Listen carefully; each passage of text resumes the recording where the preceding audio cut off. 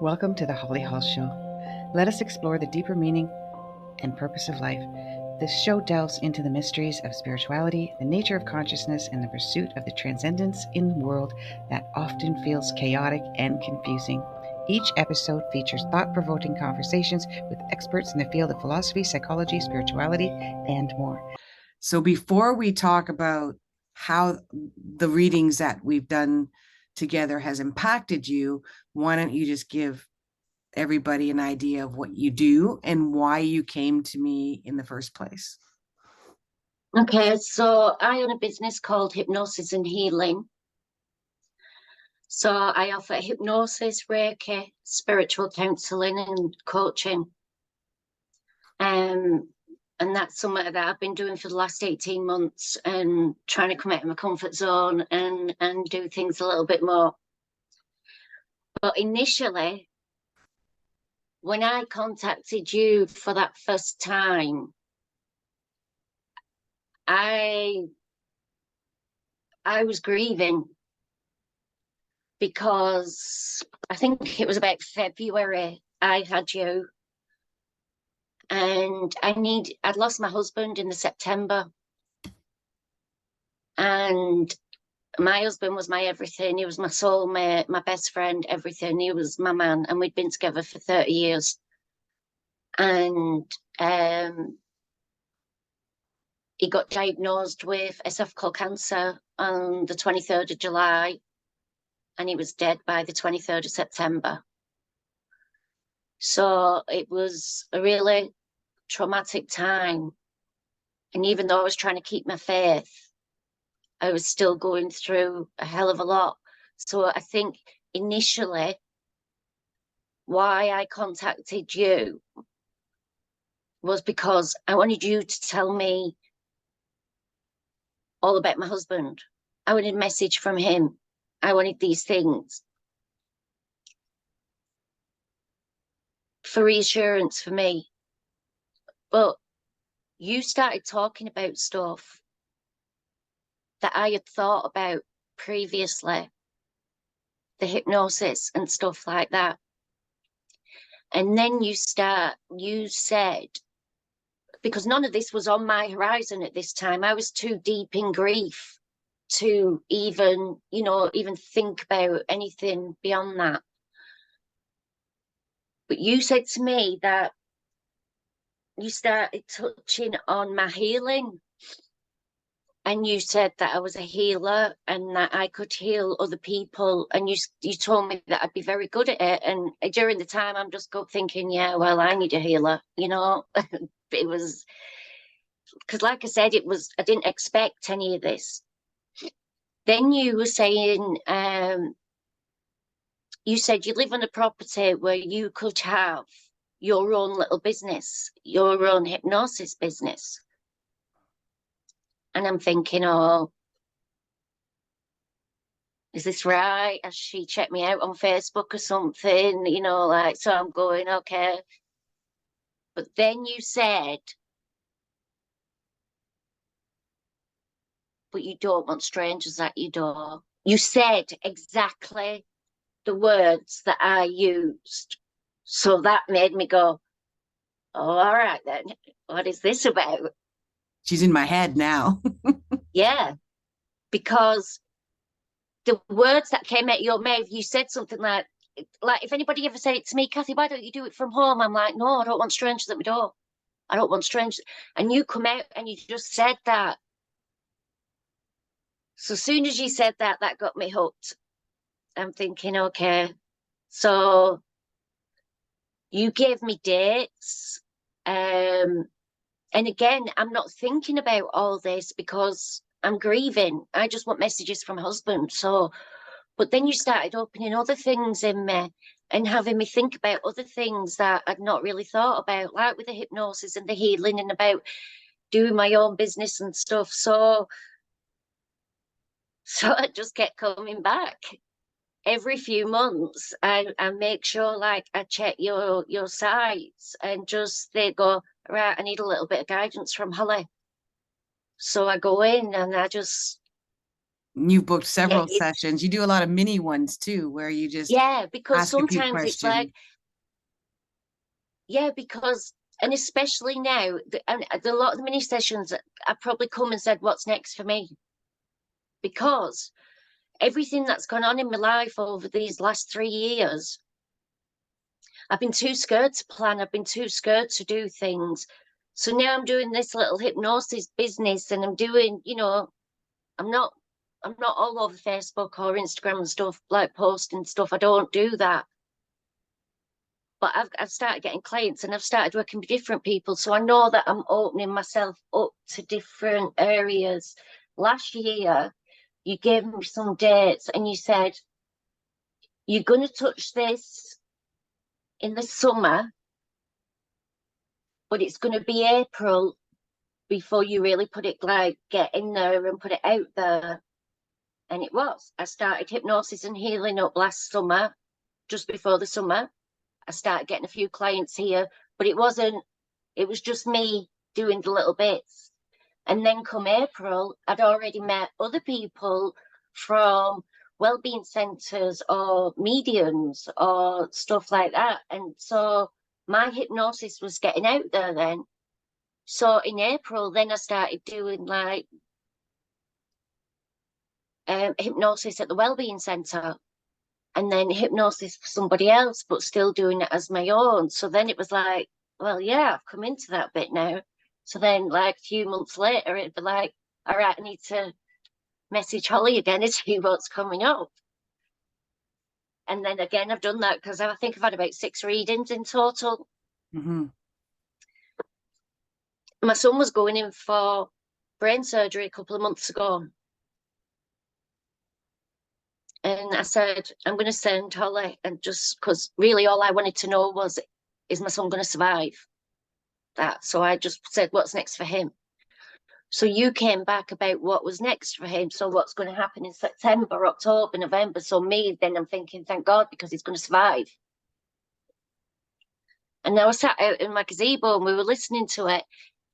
And my little dog was at the side of me. And then you were finishing, and then you went, oh, I've got a little dog here, a little Jack Russell. And then you're like, no, I'm not sure if she's a Jack Russell or not. But she was. She was a mix. She had Jack Russell in her.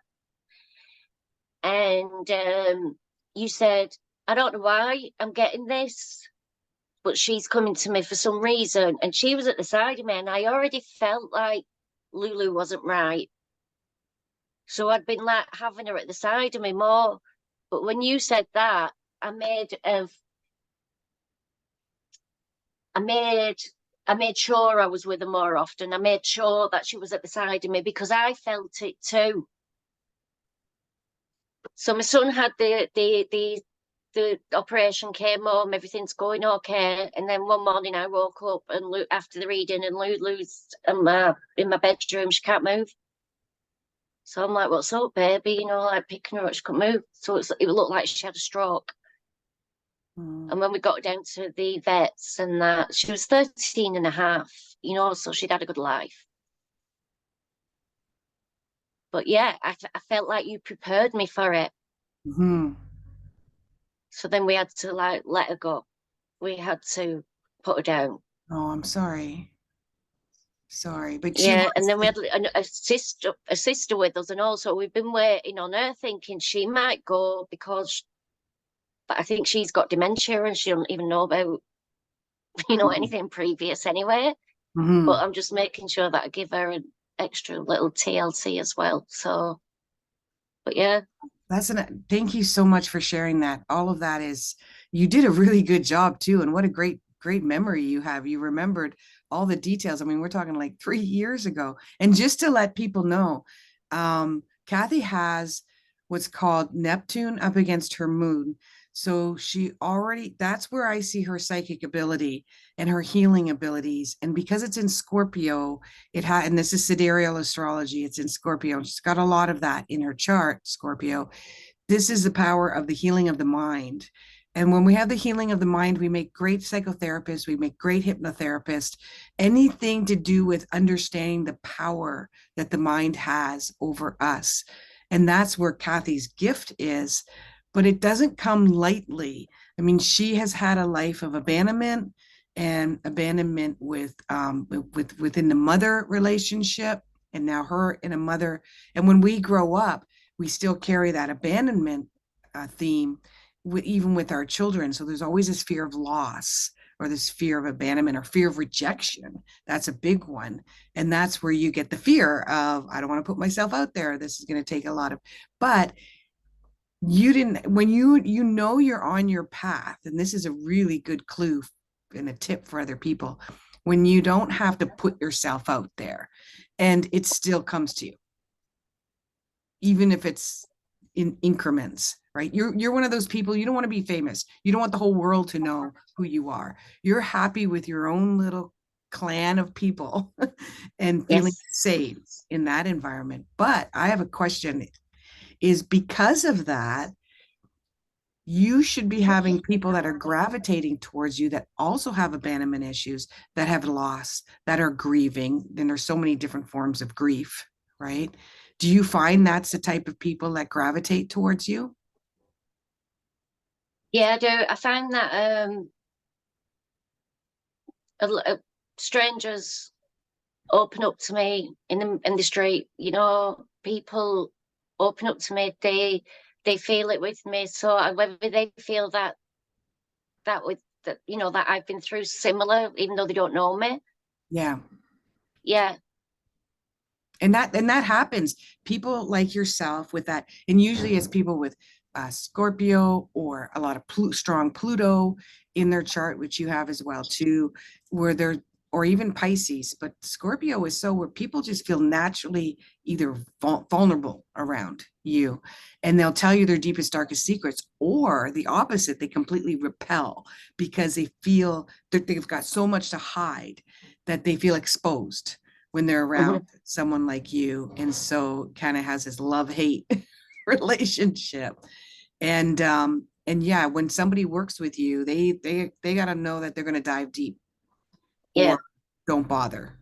They're going to go to the Yeah. scary dark parts Yeah, of because I themselves. never because I've been through so much trauma. I don't pussyfoot around people. I'm a bit like you in that way. I'm just straight to the point and straight there, but kind and compassionate, you know, and have empathy. But I don't see the point in going all around the houses. Just let's talk about what we want to talk about and let's get there. That's what I liked about you and about your readings and stuff. You just get in. Yeah, straight to the point. That's right. Yeah.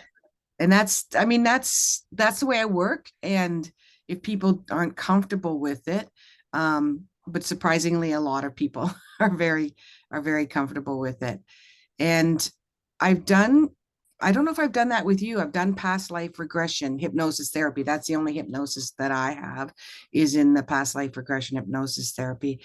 But what I like about your story is that you came to me because you wanted to remain in the past and to bring in your loved one, and anybody would be blessed. And although that's no condolence whatsoever, I understand that, to have a marriage and a relationship like you have. My husband and I have the same thing as well.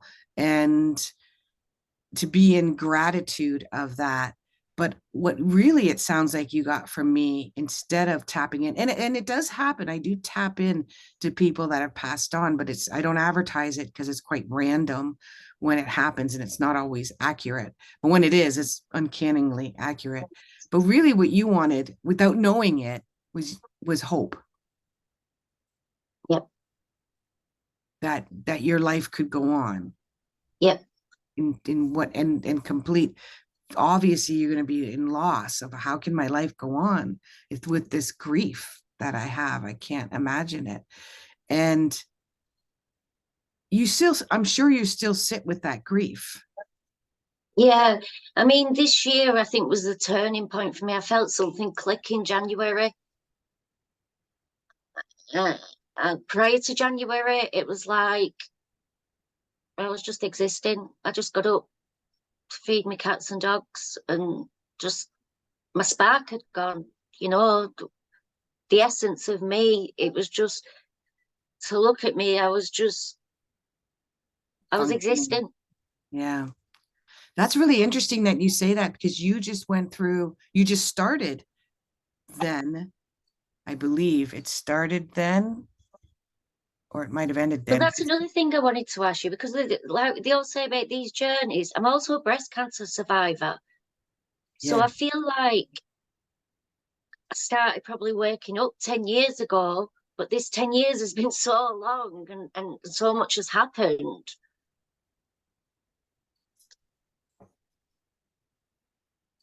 The soul ascension is what, not a soul ascension. Sorry, you already went through the soul ascension in the last 2.5 years. That ended and about the fall last year.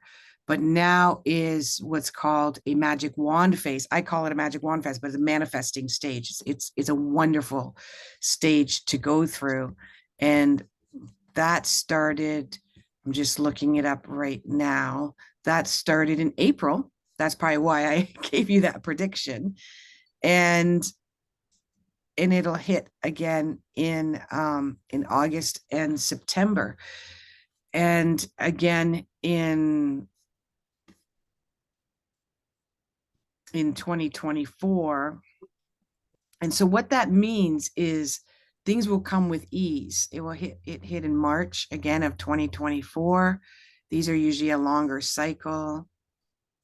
And then again, which is quite a long time, in December of 2024, in January and February of 2025. So this is all these times is when, while you're manifesting throughout this year, and this is how I work with people, I would coach with somebody, I would suggest coaching during things like this, because I would want people to utilize as much as they can in their manifesting. And what do you manifest, and how do you manifest, and when do you manifest, and when do you see results? And often with my remote viewing, I could see where people should go, who they need to talk to, where they need to channel their energy. If they want more money, I can see, this is your boss, this is what her hair looks like, you need to go to her, ask for a raise. I don't have confidence. Okay, let's coach you on the confidence part, get you out there.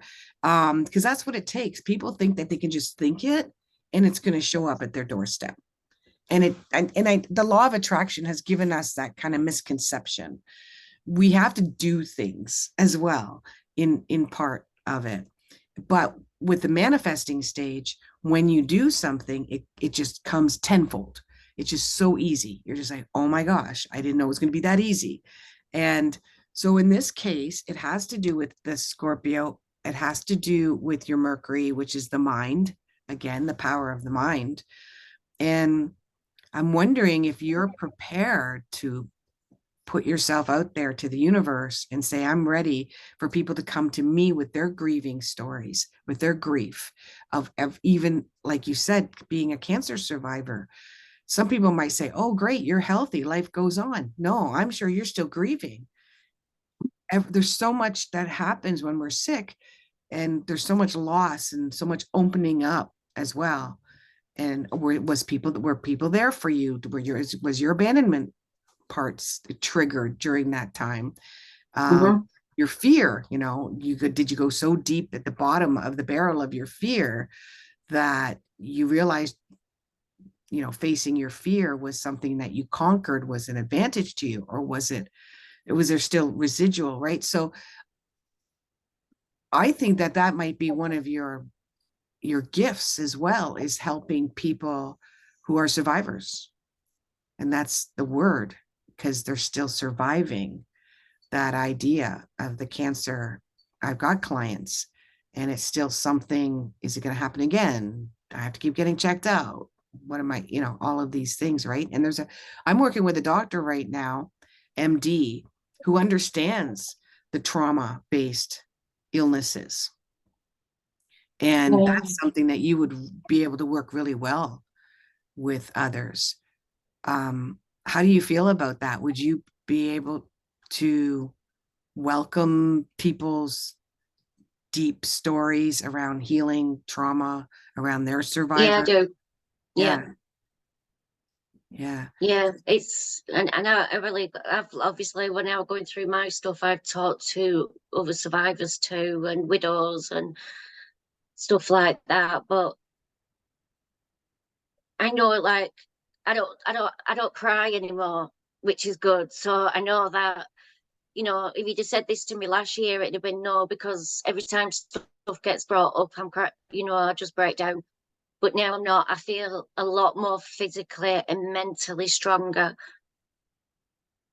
And, you know, all the crying and all the stuff that I did and all the people that tried to help me and stuff like that at that time, people need to understand that it don't matter who's around you and who's doing what, you know, we've got to help ourselves.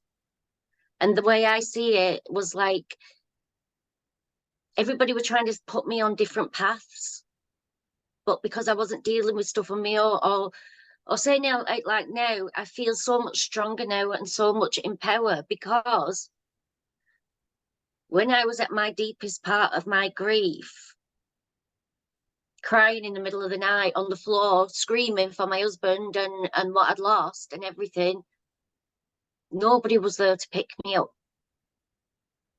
Yeah. I had to do it. And I think that during that, it was like, I had to then, once I realised that, I had to then take on this responsibility of, well, no one's coming to save me. No one's here to protect me. Nobody's here to look out for me. It's just me now on my own. So if I don't do this, then what's the point? I might as well just give up. So I think that was something that clicked in me during them dark nights. And then again, speaking to other people that have been through stuff, when they hear my story, then they do open up and they'll say, oh, I never wanted to talk to people about that. Or, you know, I always thought everybody else was for me. And don't get me wrong, some people do have a great support network. But like I say, when push comes to shove, at the end of the day, we can only rely on ourselves. And that might be a bit cynical for some, but for me, having everything taken away from me, because my mum died a couple of months later as well. So my husband and my mum were my support network. They were my people. They were my angels. They were the moral compasses. They were, you know, who I went to. They were the people that looked out for me. And once they had gone, I was just so lost, so scared. What was your abandonment story around your mom when you were a child? No, Or what was your abandonment as a child? Your story, briefly. Well, I guess it's just like the way that I was brought up. So I'm number 5 of 6. And my parents moved to England in 71 from Northern Ireland because of the troubles in Belfast. So there was a lot of trouble, yeah. So a lot of Irish families moved over to England during that time. So my parents already had 4 kids coming to England, and then they had us 2 when we came. But my dad died when I was 6. So what happened to your mom after that? Pardon? What happened to your mom psychologically, emotionally after your was your mom the same as a mother after that? No, my mum was, when I look back, I forgive my mum before she died, so I can, you know, I can say a lot, but Absolutely. my mum did. She brought us up because we were Irish Catholics as well. She brought us up quite strict, but she wasn't there a lot. She was always at work.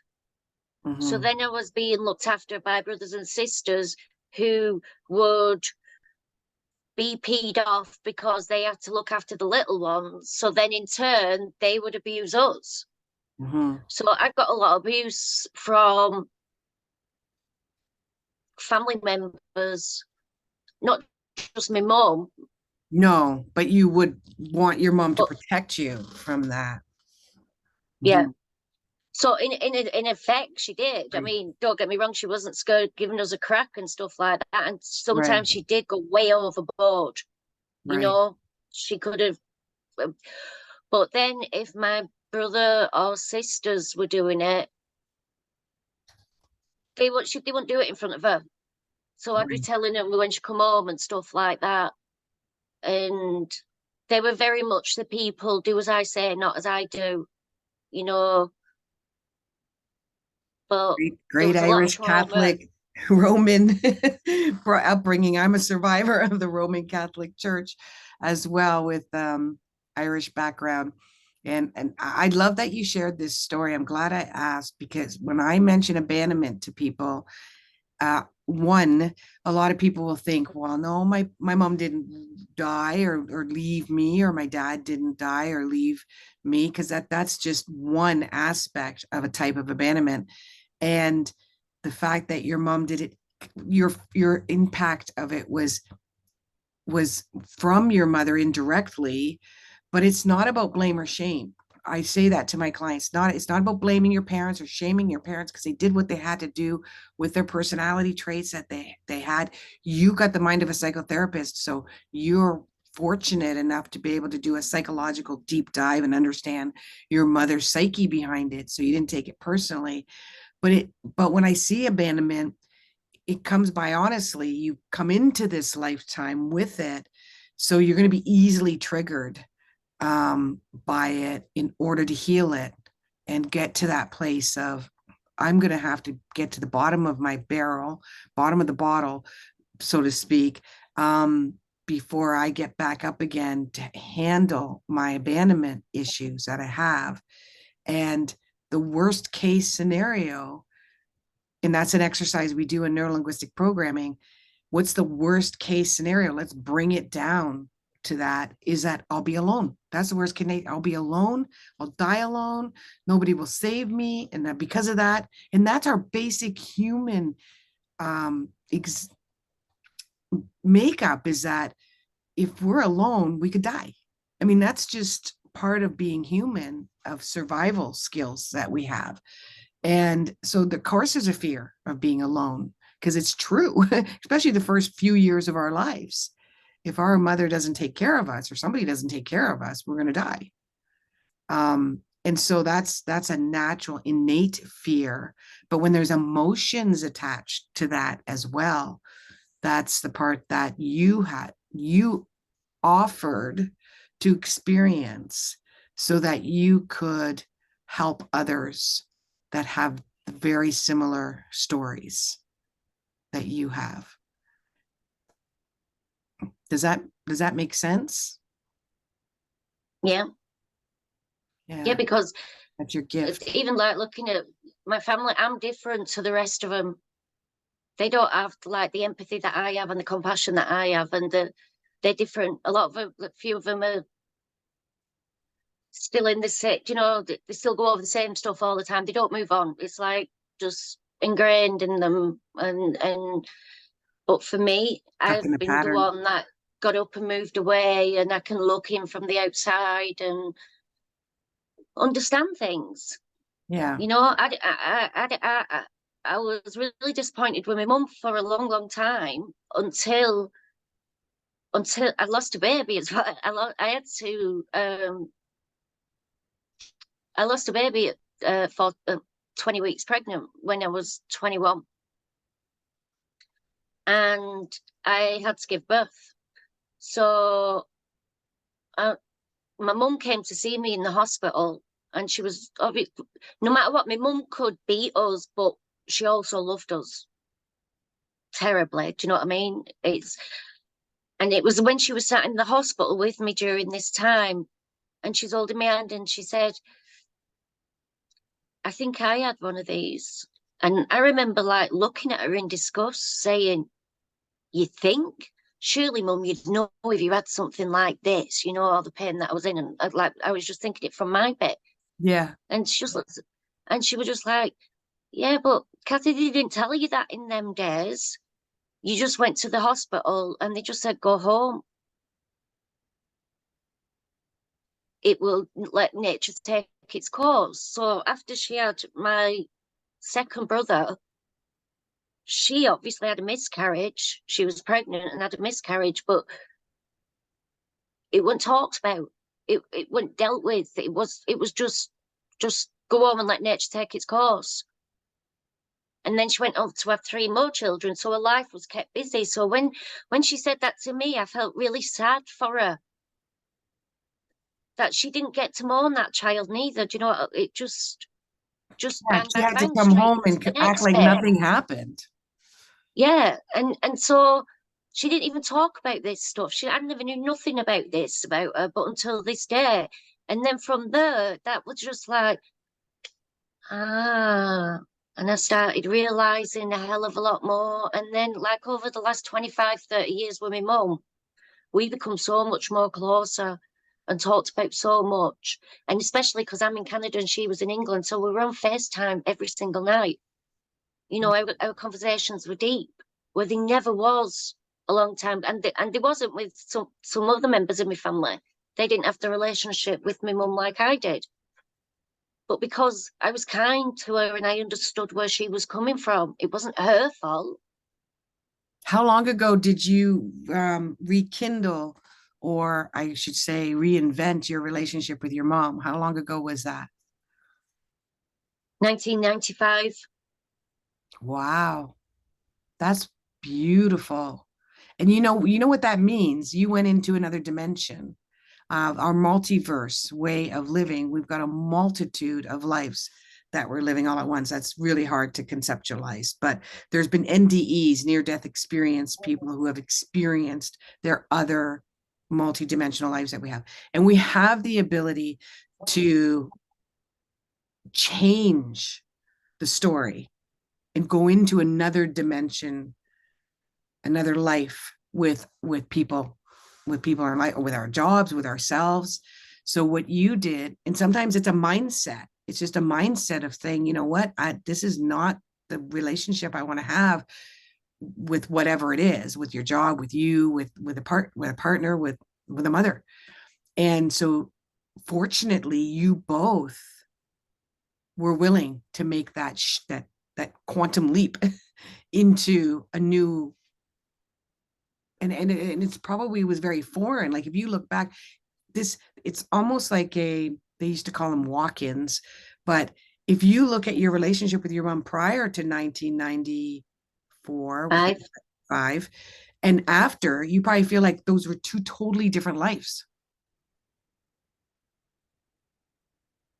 Like not There even was the same. significant difference. You could see, you could draw the line between both lives. So your mom was completely different, completely different person you'd never experienced before. And she probably would say the same thing about you. You're a completely different, and that's, age can do that. That's a beautiful thing about aging for all of us, that we mature and we become a different person. And a lot of people have been experiencing this lately. They call it 3D to 5D, but where they were never spiritual before, and all of a sudden they're spiritual and they're like addicted to it. They can't get enough of it. And if you were to tell that person 5 years ago that's what they would be, they'd be like, what? Why would I want to do that? You know, Yeah. and there's so many people that are gravitating towards that. But I wonder, what advice would you give as a hypnotherapist? What's your website, by the way? Hypnosis and Healing.CA. Okay. Yeah, we're in Canada for people that may be listening somewhere else. This isn't a story that everyone is successful with in changing the dynamic of a relationship, because other people aren't always willing, or maybe the approach isn't accurate. I know I did that with my mother 12 years ago. I said, we got to stop this old story. Like, let's sit down and talk about this pattern we're in. I don't want it to continue. And she was in complete denial and didn't want to talk about that at all. She was convinced I was a narcissist and that I wouldn't, and I was the problem 100%. So that was it. She just refused to talk to me ever again. So 12 years, my mother hasn't talked to me or her only grandchild. And so that was not and I don't hate her. I don't not love her. I don't not care about her. It's her choice. it's her abandonment wound, it's her abandonment story. And that's perfect. I'm not saying that I don't have times where I wish it was different, but I completely Yeah. understand it. I'm not grieving over it, or it's not a hang up for me. But what would you suggest to people who want to change their story with a parent? What did you do to change that? But for me, I guess prior to that, it was like my mum was always getting in my face, or, you know, because there's six of us and there's always a lot of bickering and stuff like that. And who's mum in a mood with today, you know, one of us or the other. So there was a lot of that. But I think after that happened, instead of me thinking negatively to her about all the bad things that she'd done, because she did, you know, by anybody's terms, she'd have been in prison, put it that way, if, you know, it was today sort of thing, the way that we were treated and stuff like that. But I always knew I was loved, if that makes sense. So I guess I just started standing back a bit, and I started talking to her a bit more openly. And see, I grew up in a house where you couldn't say words like pregnant, abortion, divorce, you know, things like that. If that ever came out of our mouths, we got in big trouble. And then looking back on stuff like that, I think that's just like a lack of education of my mum. She was just trying to keep what she knew in. And with me dad, leaving her as a widow at 39-year-old with 6 kids, you know, 2 of them were left home, but she still had 6 kids, and she was still only 6 years in England. So she had to do a lot to bring us up and to, you know, make sure we were decent and stuff like that. And that were just her ways. But I think if anybody's parents open to a conversation,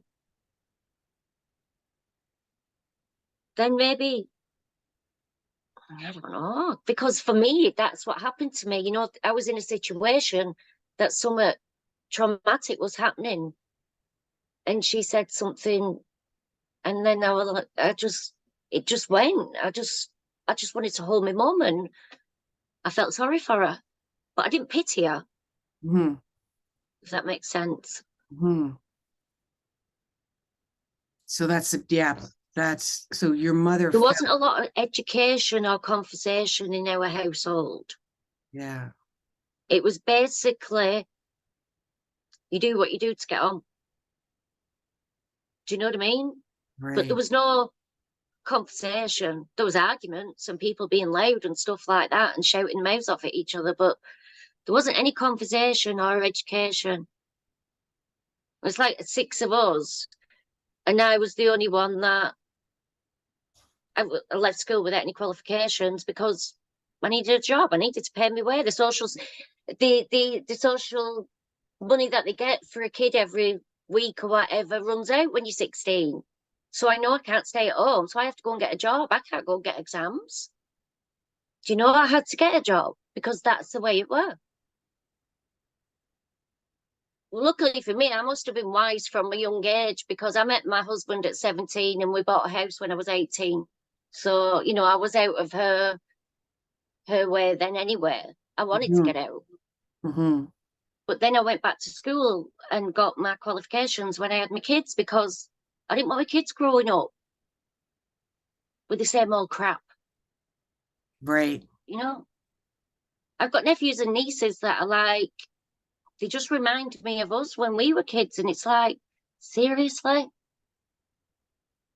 You know, we could have made that change, but some members of my family didn't make a change and just brought them up the same. There's this theory in a few different, like Kabbalah, some Buddhism, a theory that, and I'm a little bit addicted to watching NDE stories. So I was watching one the other day, and he had an experience, near-death experience, that indicated this as well, that we live like a Groundhog Day. We live our lifetimes very similar over and over and over again. And in psychology, if you study psychology, I've only studied a little bit at university, but I've studied on my own separately, is that and a lot of people know that we can live in patterns where people go like, why can't I find Mr. Right? Well, probably because you're doing the same thing over and over and over again. And you know what the definition of that is, insanity, right? But you don't realize it. You don't realize that you've got this habitual pattern, and we can do this life after life after life, hoping to just tweak one thing, or hoping to tweak it enough in one lifetime so that we can produce offspring and other people in our lives that will grow as well. Because we've grown, they will grow drastically. And it's not always pretty. It's not an easy, Mm-mm.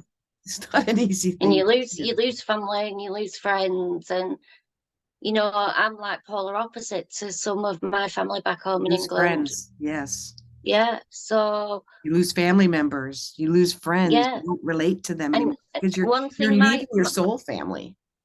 one thing my husband said to me when we had our kids, and I can't remember what was going on at the time or whatever punishment I was going to put in for him, because I didn't, you know, not that it did, but I always remember my husband like stopped me in my tracks and said, Kathy, we're better than what we were brought up with, and it's up to us to do better for our kids.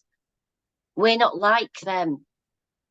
And then that like just, it like clicked, and it was like, you're right. And I remember one day my son was about 8 and he'd done something and he'd been running wild, and I was going to get him. You know, I put my hand out to go and get him because I didn't beat me kids, but I was just Yeah. going to go and grab him. Grab them. Yeah. And in his fear, he toppled on going back, and he like were on the floor. And I just stood there and I looked at his face, and the fear that I seen in his face. And I put my hands up and I was like, I'll never put my hands on my kids again. And don't get me wrong, I never battered my kids the way I was battered. I No, smacked them no. around. I remember a similar story when my daughter was like 6 and I was in a horrible job and I came home really physically and mentally and emotionally exhausted. And I had a short fuse and Yeah. I would snap. And I was snapping at her for something, just like verbally, not calling her names or anything like that. But my tone was angry. And she just looked at me and go, Mommy, why are you so mad at me? And that just made me snap. I was like within myself, not in a bad way. I was like, why am I? Because I'm not mad Yeah. at her. And she thinks I'm Yes. mad at her because my tone is irritated. And I just, after that, I was like, I got to stop that. I got to quit my job, Yeah. all the job I had, which I did. And I said, I can't do that anymore. And to this day, actually, she doesn't remember now that she's in her 20s, but in her teens, she remembered in her 12 or 13. And she said she remembered Mean Mommy. Mean Mommy was before 6. Well, around that, not even younger than that, but she remembered that. And I mentioned it to her not long ago, and she doesn't remember now that she ever said that or that I had a mean mommy part. But yeah, we do that. And it's our children that will, I always tell people, if you want to grow spiritually as fast as possible, have a long-term relationship and have children, because that's going to do it. Because it just turns you inside out. I mean, you got to Yeah, it does. day in and day out witnessing yourself amongst the same people, and they're going to trigger you. And you can't walk away from it unless you're really, you're really. Well, I moved 3,000 miles away from the people that trigger me, so, but they still try and trigger me. That's interesting. Mm. Yeah, and that's an interesting concept too, that they're trying to trigger you. But it's hard when you come from abandonment. You want the people to not trigger you. You want them to be there for you. You want to know that they got your back and you can fall back on them if you need help. You want them to support you. And usually people with abandonment, usually my mother wasn't that. Well, my mother might have been the case with other people. Definitely she was there for a lot of people. But you want to show people that you're not going to abandon them. right? I'm going to be there for you. I'm going to be the one that shows up with a casserole when you're sick. I'm going to be the one that calls you up and say, how you doing? Are you okay? Do you want to talk? But you don't always get that back. You don't I think always that was the get that biggest back. pill for me to swallow, was because I was brought up in such a big family, and the biggest pill for me to follow was the realization of people don't care for you like you care for them. And that's true compassion. That's You when know, you you learn think true that people love compassion. you. You think that people love you and look out for you and will do that, you know, but then when, you know, when it hits the fan and you need them people, you realize that they, you know, and that was a big pill for me to take, to realize people who I'd loved all my life didn't really care about me. Yeah, And that hurt. that's hard. I think a lot of people can relate to that. I've definitely, specifically in the last 3 years with COVID, that's happened to me. I've lost quite a few people and a couple of people before that. And I'm not saying they passed away or anything like that, just different political views, different opinions. And I was okay with their view and choice and opinion and whatever they want to do. But the idea that someone you thought really cared about you for years and years and years would suddenly just say, cut you out of their life because of your political view or because of your choice or whatnot is astonishing to me. And a lot of people will experience, especially in the LGBTQ community, you know, they're terrified of telling their parents that are supposed to love them that I want to be a different person because they might stop loving me because I want to be a different, you know, live a different lifestyle. And that's really sad because you're right. That's not love? No, when I Not the look back true now, I just essence. see a lot of using and a lot of. My husband used to say that to me though. He says, "You're too gullible. You think you give everybody the benefit of the doubt," and I'd be like, "Because that's what I do." But he would be like, you know, if I'd come home and said, "Oh, I've met such and such today," or such and such with this, and he'd be like, always, he'd be the one that was wise, like, just don't be gullible. Yeah. Because he knows that I just give all my love away to everybody and I just help everybody and I just do for everybody and don't expect anything back. But then when shit hits the fan, and I got cancer, or, you Yeah. know, my husband died, my mum died, and people are not around. And that's where we're lacking. I think I was going to say this earlier, is that we've got an epidemic of a cultural abandonment and collective abandonment because of the way we're set up as humans. And I don't think this is all over the world. I think there's a lot of countries and cultures that don't experience this westernized abandonment where we're not really there for each other because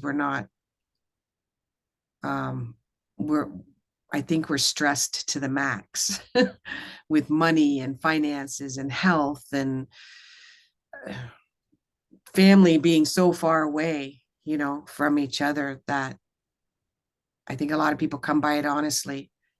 They don't know how to be there. They're barely surviving. They're in Yeah. survival mode. So many people are in survival mode. They're barely getting through their own day.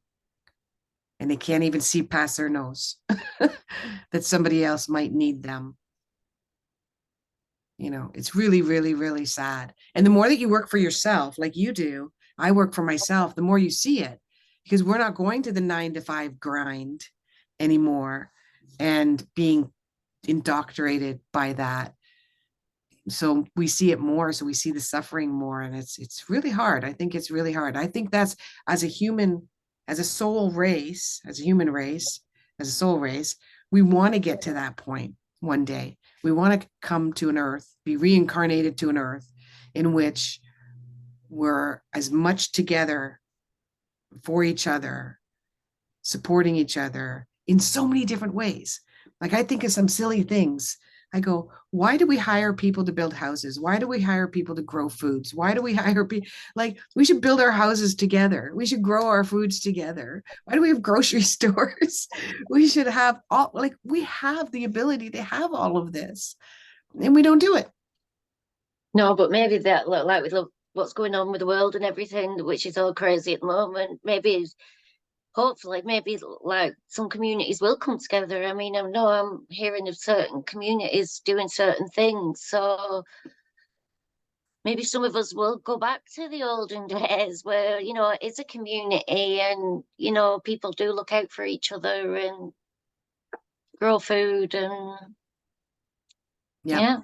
And I think as a society, we have to get to the bottom of our bottle to get there collectively. But I want to thank you, Kathy. Thank you so much for spending some time with me and sharing your story with everyone and telling them how I've been involved in that story and how I've supported you through that story. And now you're doing something a few years ago you never thought you would ever do. No hope for anything. But I do want to book a coaching session with you as well. So I need to do that online. Yeah, you go ahead and do that. I think I've And you know what, the reason I'm coming to you for this coaching session, just so you know, give me a heads up. because I know that you'll kick me ass. I will kick your ass. That's right. You know what? It's such a weird thing. I get frustrated. Like when I see somebody go, well, I don't want to tell my boss that I want to raise. I'm like, I want to come through this. Why not? Like, you're worthy. Like, it's so simple. Just go, just do it. You know? And they're like, but no. Yeah, I think that because of your like strength in yourself and the way you are directing everything, it's like I've talked with people before and like coaching or like thinking, I'm looking at them thinking, you have no idea about me, you know, and then I just get bored because I know that I'm not going to follow their advice. Yeah. But for yours, because I've had all these readings, I know how direct you are. So I think, yeah, Holly's going to have to do it because she'll kick me ass and not let me. I've said that to clients. I'm going to come to Atlanta and I'm going to kick your butt. And make sure you do it. Mostly it's because I'm excited too. My enthusiasm is like, I could just see the future. If they would just do these couple of little things, I can see the whole future laid out. And some of us are born to be healers. And if we're not doing what we're supposed to be doing, a lot of people suffering because we won't show up. Yep. Because we have this ego that gives us limiting beliefs. People think ego is like you're a bag of chips and all that, and you're walking around like you're, you know, the Queen Sheba. But ego tells us you're not good enough. You're not ready. Who's going to listen to you? You don't have the education. You don't have the. And that's another thing, though. Like it's all that all goes back to like the family and stuff like that.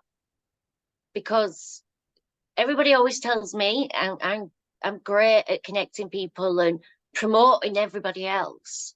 But when it comes to me, if anyone says to me, so what do? I just do hypnosis. And they're like, why are you not promoting yourself like you like promoting everybody else? So, because it's me.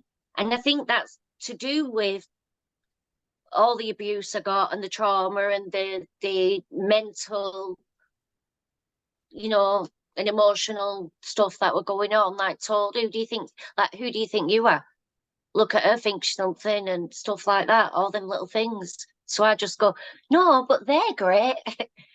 That's what self-love is, right? People think self-love is you look in the mirror and you go, oh, right? But it's not. Self-love is having that confidence, knowing who you are. I'm showing up. I know who I am. I know what my power is. I know what I'm good at. And I know I'm going to get better at it. And I know I can help people. And that's who I am. That's who I am. And that's what I like to help people with is the first 10 minutes of a call. The very first time you'll have a reading with me, I just talk about you for 10 minutes. So you know who you are. This is who you are, the good, the bad, and the ugly, you know, and they're all intertwined with each other. You kind of can't have one without the other. You can't have the ugly without the good. It's the balance between the two that is, you know, I'm outspoken with my clients and I'm pushy, but if I did that in my personal life with certain people, that they wouldn't go over very well because they didn't hire me She'll to push kick me. them She'll kick me to ass do and not let something. me. So I know I've said where a to lot. use it. And I'm when going to not come to use Atlanta it, and I'm going to hopefully. kick your butt. That's important. And make sure you do. But Mostly it's because I'm yeah. excited too. Wow, My we could talk enthusiasm. forever. Yeah. But thank you. Thank you so much. I will see you on the other side when we do a reading. And if anybody else wants a reading, askhollyhall.com. That's where you go. Yep. And if you want to get some hypnosis done, you can go to where? www.hypnosisandhealing.ca. Yeah, I'll put the links down there for everybody to see. Anyways, thanks a lot, Kathy. Thanks, Holly.